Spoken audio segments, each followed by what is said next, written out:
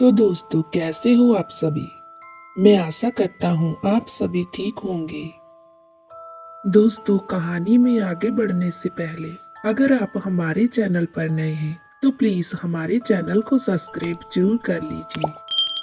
तो चलिए दोस्तों, बिना देरी किए आगे बढ़ते हैं आज की कहानी की तरफ। दोस्तों, मेरा नाम शंकर है। मैं जमशेदपुर का रहने वाला हूँ। ये कहानी मेरे दादाजी और उनके दोस्तों के साथ घटी एक सच्ची घटना है। दोस्तों, ये कहानी जमशेर में ही स्थित शमशान घाट की है। दरअसल बात कुछ यूं थी कि मेरे दादाजी और उनके दोस्त उस शमशान घाट के पास खेलने जाया करते थे, जो कि उस वक्त उनका रोज का काम था। उस समय मेरे दादाजी की उम्र लगभग 18 साल की होगी और ठीक उनके दोस्त भी इसी उम्र के होंगे। वो वहां पर जाते समय अपने साथ शराब ले जाया करते थे और वो सभी जुआ खेलते खेलते वहीं पर शराब पीते, और अगर उसी दौरान उन्हें नींद आ जाए तो वो लोग किसी की भी कब्र पर जाकर सो जाया करते थे। मेरे दादाजी का कहना था कि जो मजा मुर्दों की कब्र में आता है वो महंगे बिस्तरों पर सोने पर भी नहीं आता। एक दिन की बात थी, मेरे दादाजी के सभी दोस्तों ने कहा कि आज चलते चलते हैं। सभी दोस्त जल्दी जल्दी जाकर वहां पर जुआ खेलने लगे। वो खेलते खेलते सब यही देख रहे थे कि वहां पर कितनी डेड बॉडी काटते और जलाते हुए दिख रही थी। अब तो उनका ये रोज का काम हो गया था। दादाजी कहते हैं कि हमें उस वक्त डर भी नहीं लगता था, लेकिन उनके साथ एक दिन जो कुछ भी हुआ वो वाकई इतना दिल दहला देने वाला था कि कोई कल्पना भी नहीं कर सकता। ठीक रोजाना की तरह ही एक दिन वहां पर एक लाश आई, जो कि लाश एक औरत की थी।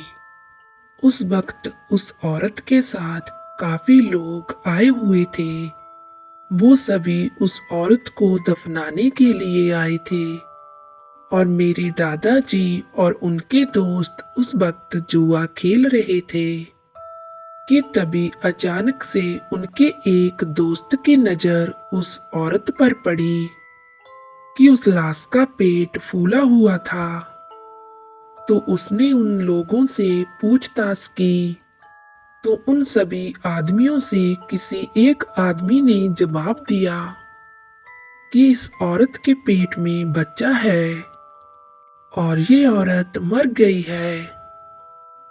उस औरत को मेरे दादाजी के और उनके दोस्तों से लगभग 15 कदम की दूरी से दफनाया गया था।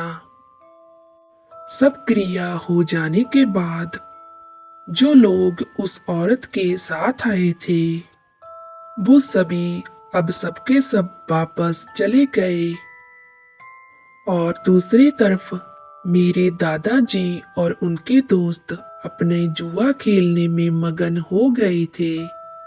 थोड़ी ही देर में अचानक मेरे दादाजी ने देखा कि जहां उस औरत को दफनाया गया था कि वहां की मिट्टी एक गर्म पानी की तरह उबल रही थी। ये सब देखकर मेरे दादाजी ने अपने दोस्तों से कहा कि हम सभी जहां से भाग चलते हैं।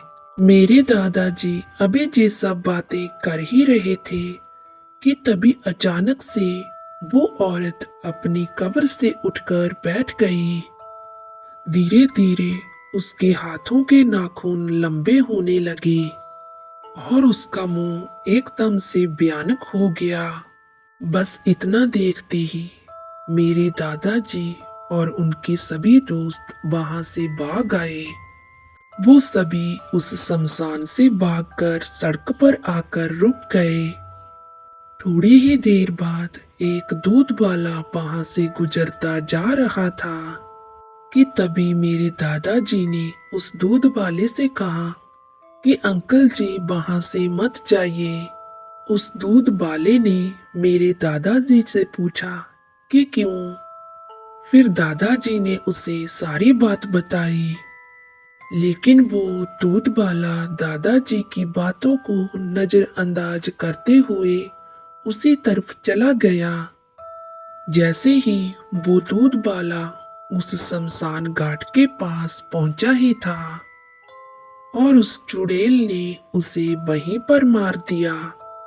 मेरे दादाजी ने ऐसी घटना शमशान में पहली बार देखी थी।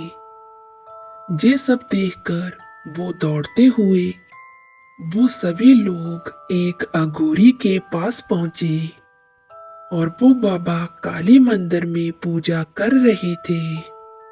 मेरे दादाजी और उनके दोस्त उस बाबा को अच्छी तरीके से जानते थे, लेकिन जब बाबा ने उन सभी को देखा तो उनसे तुरंत पूछा कि क्या हुआ।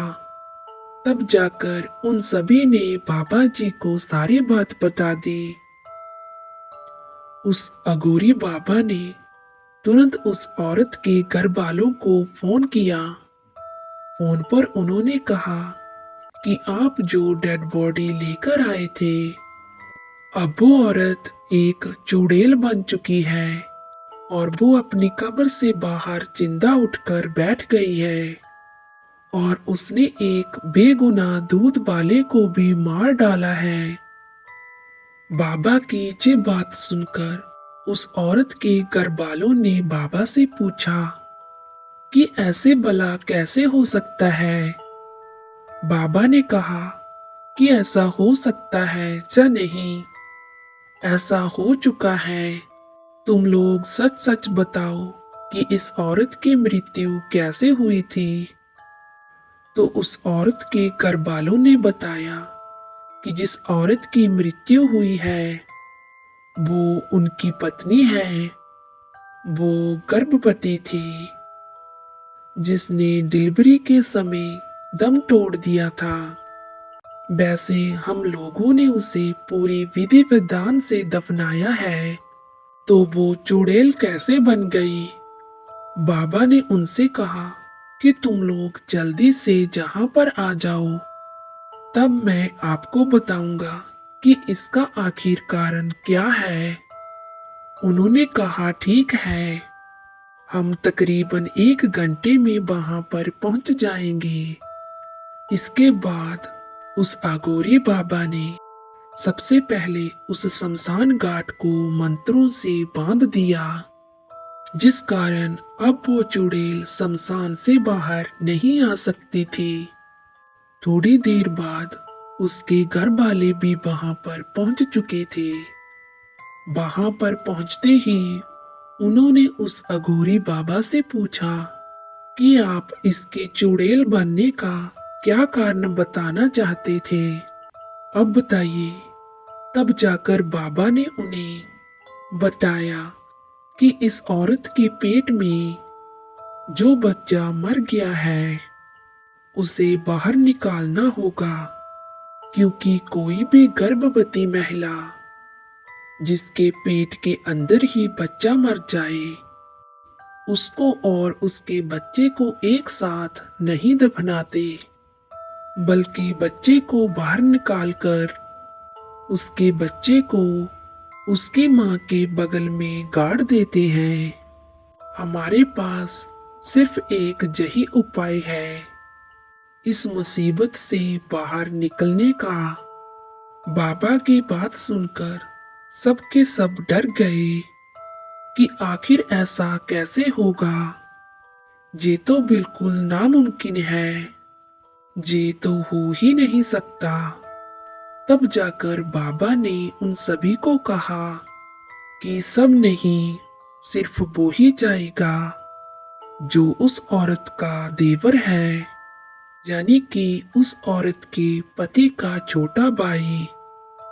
कहते हैं कि चुड़ैल चाहे कितनी भी शक्तिशाली क्यों ना हो, पर वो अपने देवर को छूती नहीं, क्योंकि बड़ी भाभी अपने देवर को अपना बच्चा समझती है। और फिर उन लोगों ने उस बाबा से पूछा, तब जाकर बाबा ने बताया कि मैं मंत्र पढ़कर कुछ मिनटों के लिए उसे बेहोश कर दूंगा। बस वही समय होगा जब तुम्हें उसके पेट को काटकर उसका बच्चा उससे अलग करना होगा। बच्चे को बाहर निकालते ही तुम्हें ये चाकू उसके नाभि में ऐसा मारना होगा कि वो चाकू नाभि से पार होते हुए सीधा जाकर जमीन में गड़ जाए। और अगर ऐसा नहीं हुआ तो समझो कि हम सभी जहीं के जहीं मारे जाएंगे। ये बात सुनकर पहले तो उसके देवर ने कहा ठीक है, लेकिन उस औरत को देखकर ऐसा लग रहा था कि आखिर ऐसा कैसे हो सकता है। और दूसरे सभी लोग शमशान के बाहर ही रुक गए। और बाबा ने उस औरत के देवर को एक मौली बांधी कि अब तुम शमशान के अंदर जाओ और मैं मंत्र पढ़ता हूँ, लेकिन एक बात ध्यान में रखना, तुम्हारे पास सिर्फ कुछ ही मिनटों का समय है।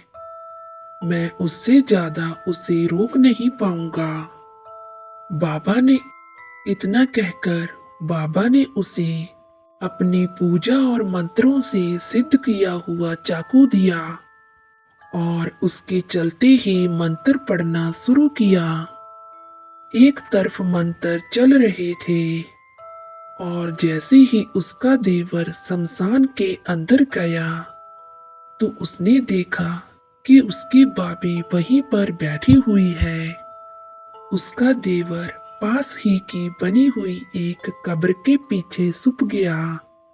थोड़ी देर बाद मंत्रों की शक्ति से वो औरत सो गई।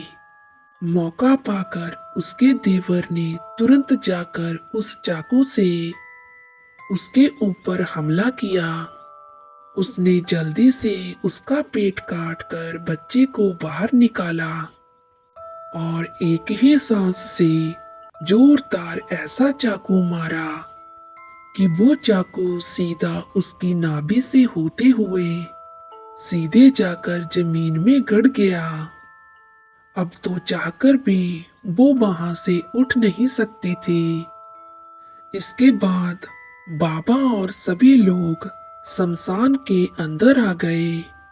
बाबा ने उस औरत के अगल बगल तुरंत ही पूजा पाठ की और विभूत भी डाल दी और उस बच्चे को लेकर उसकी माँ के कब्र के बगल में ही दफना दिया।